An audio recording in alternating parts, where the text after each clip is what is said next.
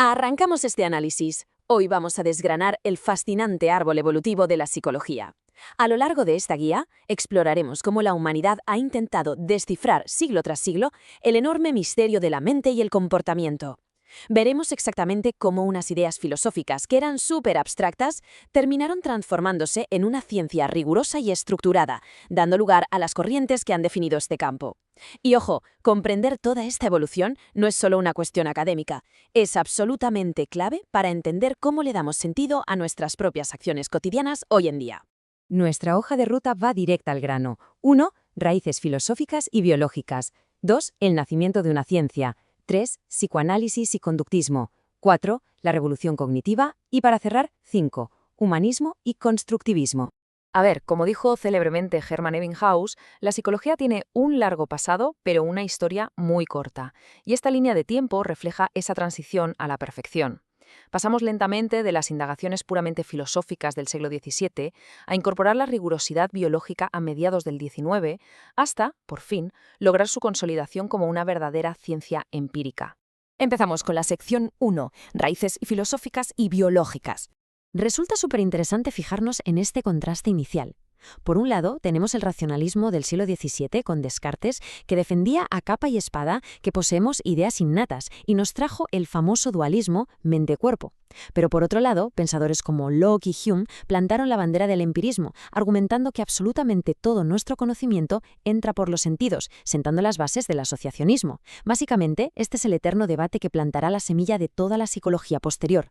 ¿Venimos preprogramados de fábrica o es el entorno el que nos moldea por completo? Y dando un salto de la filosofía a la biología experimental, nos encontramos con una verdadera genialidad, las tareas de cronometría mental de F. G. Donders en el siglo XIX.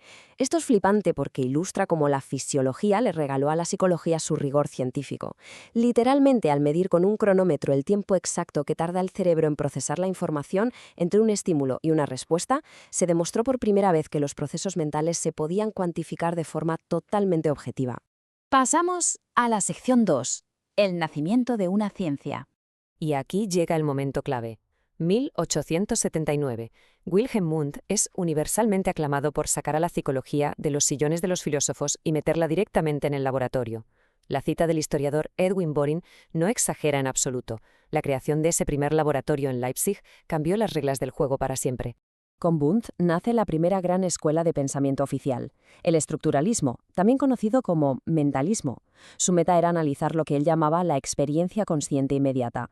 Su método, la introspección controlada. Básicamente intentaba fragmentar la mente humana en sus piezas más diminutas, exactamente igual que un químico intentaría descomponer un material complejo en sus átomos más básicos. Vamos con la sección 3, psicoanálisis y conductismo. A finales del siglo XIX, Sigmund Freud decide tomar una ruta puramente clínica y funda el psicoanálisis. La idea revolucionaria aquí era que, para entender realmente por qué hacemos lo que hacemos, rascar la superficie consciente no sirve de nada. Había que bucear hacia lo más profundo y oscuro, la mente inconsciente. Freud se enfocó en esos instintos internos, en los traumas de la primera infancia y en métodos terapéuticos totalmente pioneros en su momento, como la hipnosis o la catarsis. Pero claro, la ciencia avanza a base de reacciones. En respuesta a Freud y a los primeros mentalistas, a principios del siglo XX, el conductismo dio un giro radical de 180 grados. Liderado por John B. Watson y más adelante B. F. Skinner, el conductismo decía, nada de cosas invisibles o inconscientes ocultos. Para ser una ciencia de verdad, solo podemos y debemos estudiar el comportamiento externo, aquello que es 100% observable, medible y que está impulsado por el condicionamiento del entorno. Si ponemos estas dos corrientes frente a frente, capturamos la gran batalla dialéctica de principios del siglo XX. En una esquina, el mundo interno, profundo, inobservable y subjetivo del psicoanálisis, y en la otra, las acciones externas, medibles y guiadas por el entorno del conductismo. Cada bando estaba convencido de tener la clave exclusiva para entender la mente humana. Sección 4. La revolución cognitiva.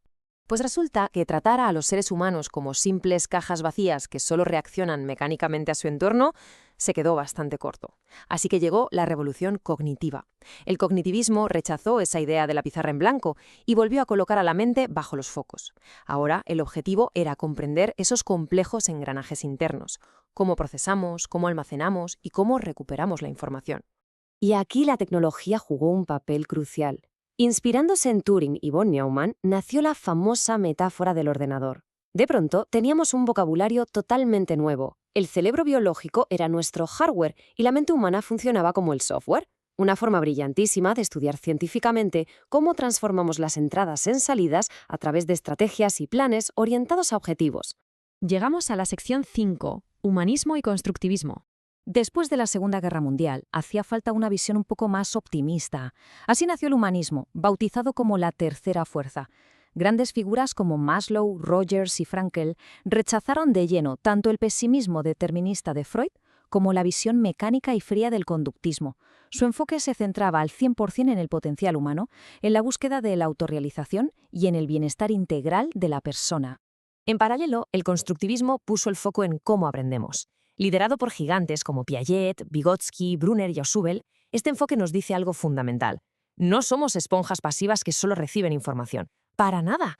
Somos constructores totalmente activos de nuestro propio conocimiento y lo hacemos integrando dinámicamente las nuevas experiencias con todo aquello que ya sabíamos de antes. Fijémonos en cómo todo esto no es simplemente teoría abstracta de libros antiguos. Todas y cada una de estas escuelas han dejado una huella imborrable, especialmente en el campo de la educación. Desde el control del entorno que proponía el conductismo hasta esa idea del alumno como un constructor activo. Comprender estas corrientes nos explica literalmente por qué nuestras aulas, nuestros métodos de enseñanza y nuestra pedagogía moderna funcionan exactamente del modo en que lo hacen. Para atar todos estos cabos sueltos, echemos un vistazo a esta visión global.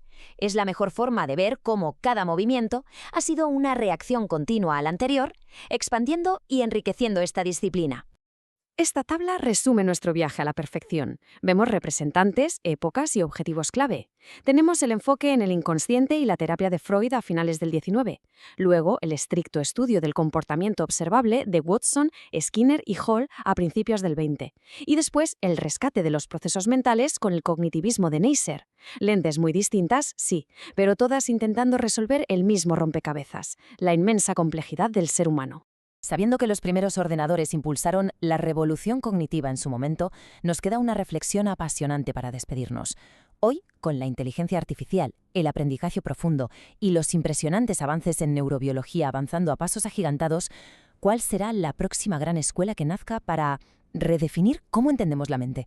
Porque si algo nos ha enseñado esta historia, es que nuestro empeño por comprendernos a nosotros mismos está muy, pero que muy lejos de terminar.